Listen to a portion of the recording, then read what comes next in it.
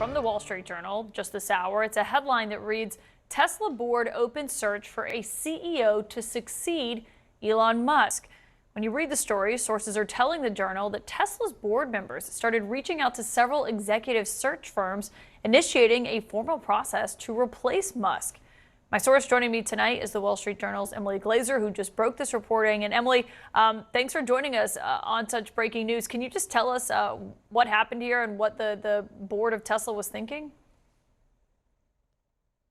Absolutely. So Tesla has been going through some pain lately. It just reported earnings last week and had profits decline about 70%. And our reporting shows that around a month ago, board members were reaching out to executive recruiting firms to start a formal CEO succession search process.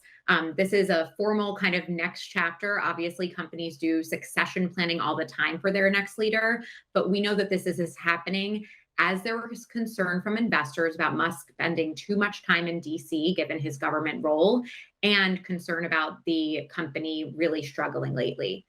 We also know that board members prior to earnings had an update. They gathered with Elon Musk and they said to him that we really need you to refocus on Tesla and we need you to say it publicly. And he did not push back.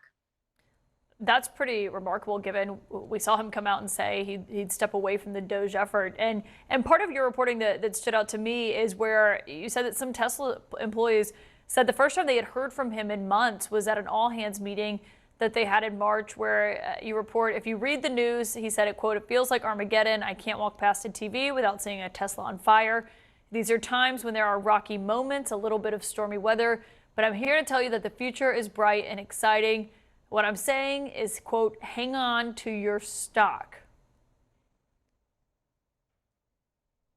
Interesting message from a CEO that was actually streamed on X. And so our understanding is that Elon Musk has not spent much time at Tesla offices. He has been calling into meetings. He's been joining virtually. And that's something that we know a board member shared with some major investors because they were concerned. And we also, our understanding is that one board member actually told investors that they did need to brief Elon more at times ahead of board meetings. So look, it's been no secret. Elon Musk has been spending a lot of time in Washington, D.C. He's been at Trump's side. He's been in Mar-a-Lago. He has 5 companies that he oversees. Tesla is one of them, but Tesla is public and Tesla is the biggest. It's got a market cap of around $900 billion. Do we know if Elon Musk was aware of the effort that was underway to potentially replace him? We do not know if he was aware of the effort, and we also don't know the status of this. So there are definitely some unknowns out there, but it is a big deal and usually a turning point for any company to reach out and hire an executive recruiting firm. This is usually when they would start this formal process of looking at internal and external candidates, kind of examining their slate, so to speak, of who could be the next CEO. And something else to consider is that Tesla doesn't have a very deep bench. There have been a number of top executives that have left more recently. Our reporting also shows that Elon Musk, at least according to an internal document, has more than 20 direct reports at Tesla. So there's quite a lot going on in the company right now. For the first time in quite some time, its car sales fell. Its stock shot up after President Trump won the presidency. And let's not forget, Elon Musk contributed more than $250 million toward Donald Trump's reelection efforts. Some consumers have been pushed back. There's been some brand damage. People have, bumper stickers saying that on their Teslas that they don't necessarily support Elon Musk. So there's been a rocky road recently for this company, and it's only one of the 5 that Elon Musk oversees. Well, and I think in terms of how this works, would they be able to remove him without his consent? I mean, how does this work behind the scenes in terms of what the board could do here? Well, Elon Musk is a major shareholder. He owns, I believe, more than 10% of Tesla stock. So this is not like a typical company where a board decides that they are ready to get into this next phase and they hire an external recruiter and they look at all their various candidates and then they make a decision around how that all shakes out. Usually CEOs are very involved in that process. And of course, Elon Musk is on the board as well. But when you've got someone who also is a major shareholder, it changes that process. We've reported quite a bit at the Wall Street Journal about how close Elon Musk is with his board members. We've reported that in some cases he has used drugs with his board members. So I would just say this is not your average CEO succession process. And I just want to emphasize that we are, after Elon Musk said last week during earnings that he plans to refocus and recommit to Tesla, it's unclear where the status of this CEO search process is going. Emily Glazer, it is some fascinating reporting. Thank you for joining us on the breaking news this hour. Really appreciate your quick work. Elon Musk today appeared to bid farewell to President Trump's cabinet, further signaling his decision to step back from the Trump administration and perhaps focus some well-needed attention on his many other businesses. My panel's here. And Mike Dubke, take a listen to your former boss, President Trump, during the cabinet meeting today, talking to Elon Musk. You have been treated unfairly, but the vast majority of people in this country really respect and appreciate you. You know, you're invited to stay as long as you want. At some point, I guess he wants to get back home to his car.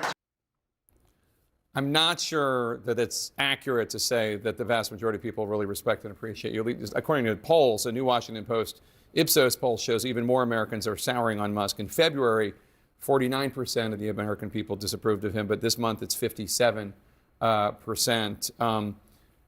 Do you think that's part of why he's stepping back, that he was actually becoming something of a lightning rod? Well, I mean, I know one person that really appreciated him, which was President Trump. As others have said, he was a heat shield for the president. I called him a human heat shield for the president.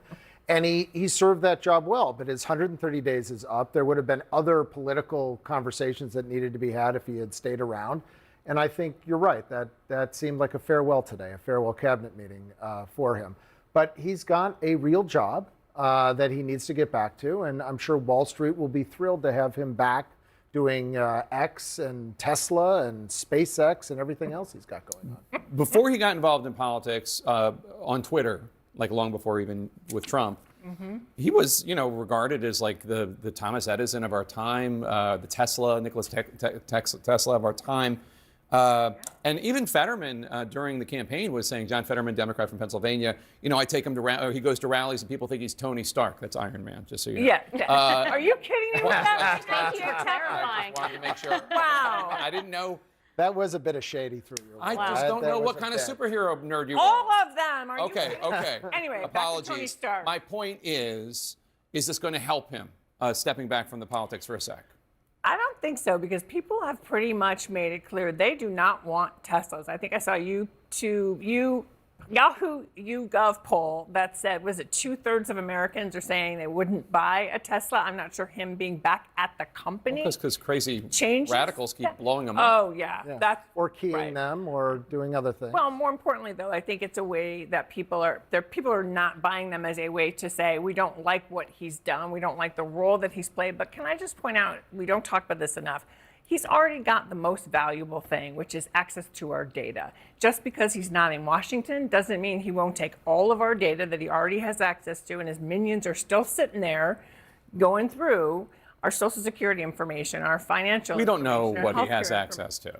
Okay, you're right. He probably, didn't look at any of that stuff. Anyway, Dasha, at least publicly Trump says he likes Elon Musk. He really appreciates Elon Musk. He loves the job he did. And I'm sure a lot of that's sincere. But what are your sources telling you about how Trump, or at least people in the White House, feel about him stepping aside? Well, there's a difference between how Trump views Elon Musk and just about everybody else in that White House. I mean, let's remember, he has clashed with just about every cabinet secretary that was sitting at that table today, with Rubio, with Ratcliffe, with Scott Bessent, with Hegseth. I mean, the list goes on. So while President Trump, I think, did continue to have a good relationship with him and kind of saw the media going after him, and whenever he sees that, he does kind of put his arms around people. But boy, is that entire cabinet table relieved to see him take a step back.